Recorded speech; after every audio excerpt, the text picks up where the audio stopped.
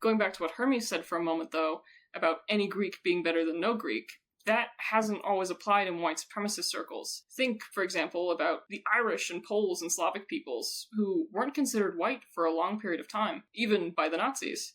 To tie this back into classics as a discipline more, though, renowned classicist Revillo Oliver held the belief that the influx of, quote, conquered people and races brought forth cultural anarchy. Oliver was a proponent of the idea that immigrants caused the fall of Rome and would cause the fall of Western civilization. Sorry, Libertas, I know you hate when those words are put together. His white supremacy didn't hinder his career nearly as much as one would have hoped.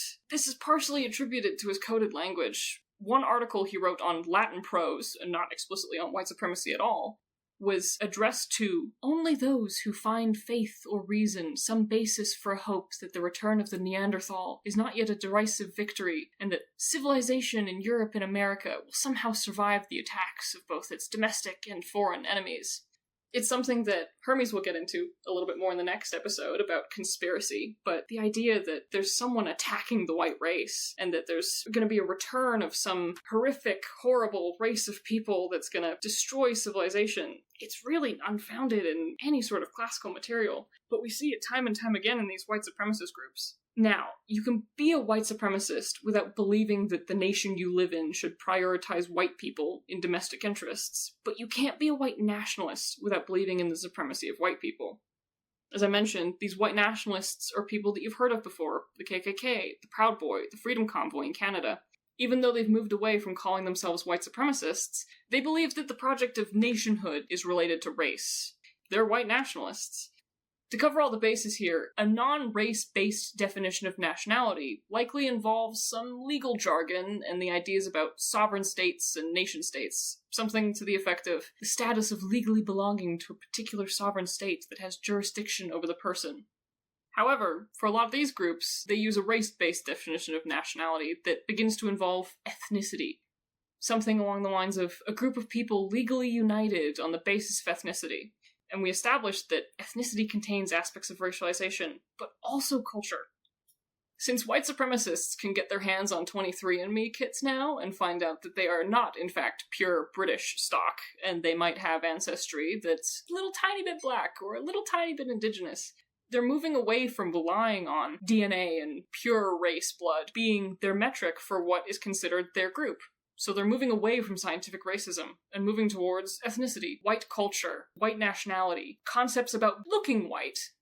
Concepts of citizenship and nationality existed in Greece and Rome. In fact, Romans are famous for their concept of imperial citizenship, and Greeks had concepts of belonging to their own city-states. Graeco-Roman ideas of collective identity resemble our ideas of racialization and nationality, but they were founded on different principles and served completely different needs.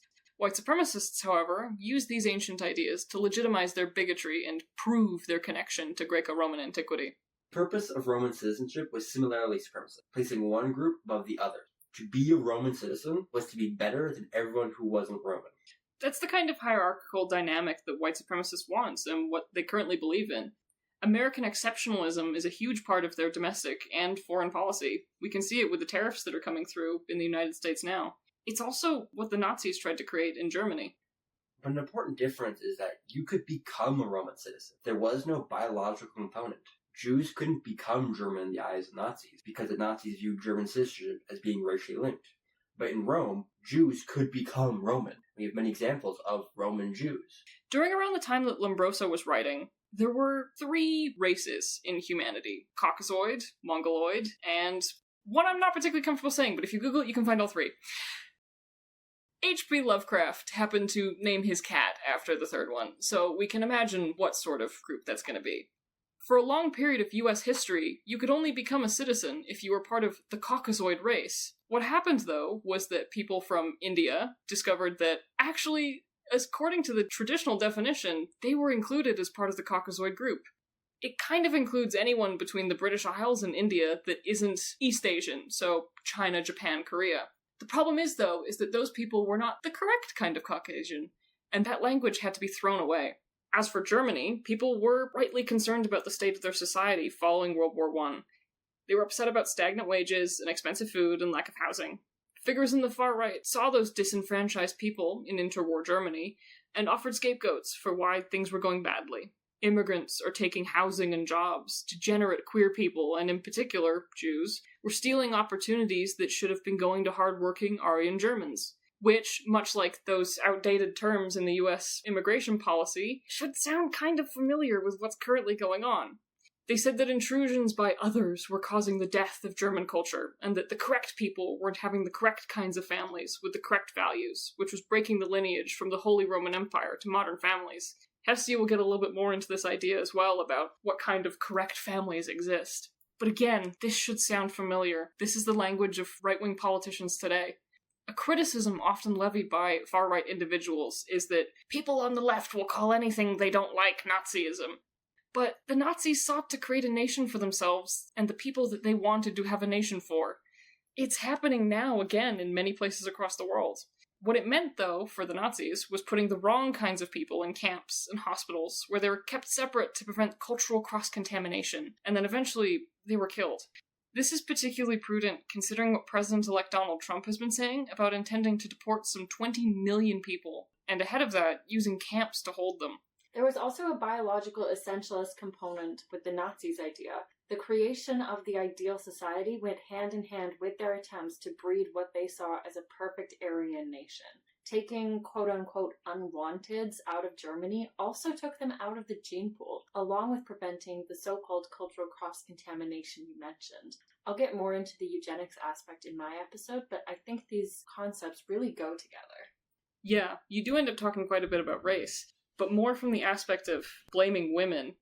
In the context I'm talking about, white supremacists largely blame immigrants and blame the people of color themselves, as opposed to the white women that aren't upholding their duty to breed.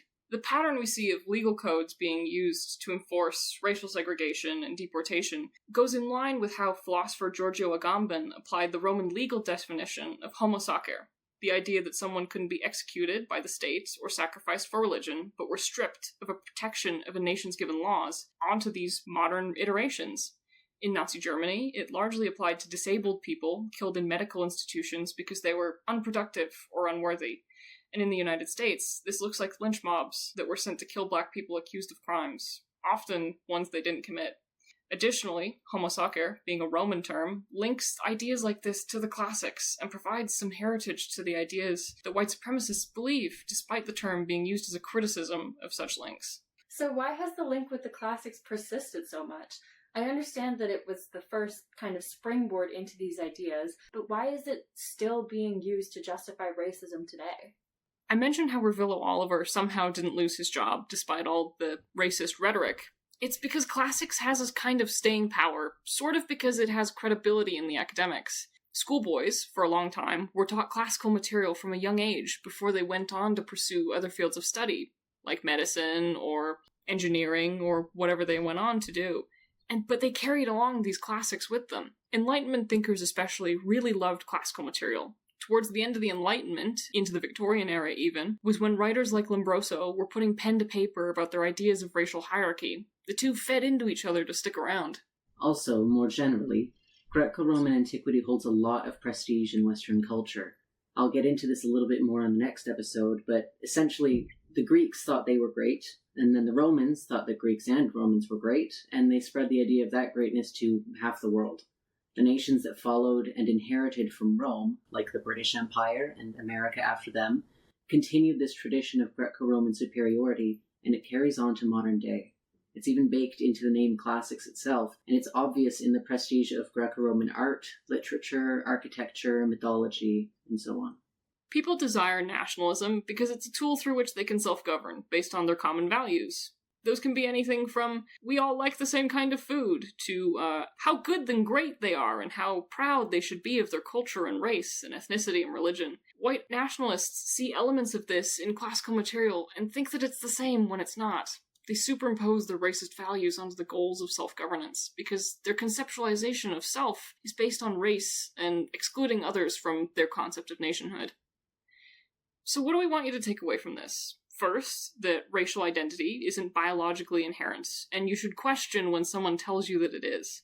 when someone's talking about protecting their interests as a racial group, we'll see this a little bit more in Hermes' episode when we talk about an identity Europa, that sort of messaging should set off alarms. Rhetoric about foreigners invading and corrupting culture should raise red flags. All in all, anything justifying these ideas in Graeco-Roman antiquity should be questioned. Those were ancient civilizations, and their ideas aren't as applicable to modernity as they would want you to believe. And even if the far-right ideologues were right about what ancient thinkers were saying, just because an idea is old doesn't mean it's somehow better. There are many aspects of the past that are better left in the past. We have very different values nowadays, and the ways that we treat each other and view social equality is vastly different. Thank you for listening to Heritage or Hogwash, Classics in the Far Right.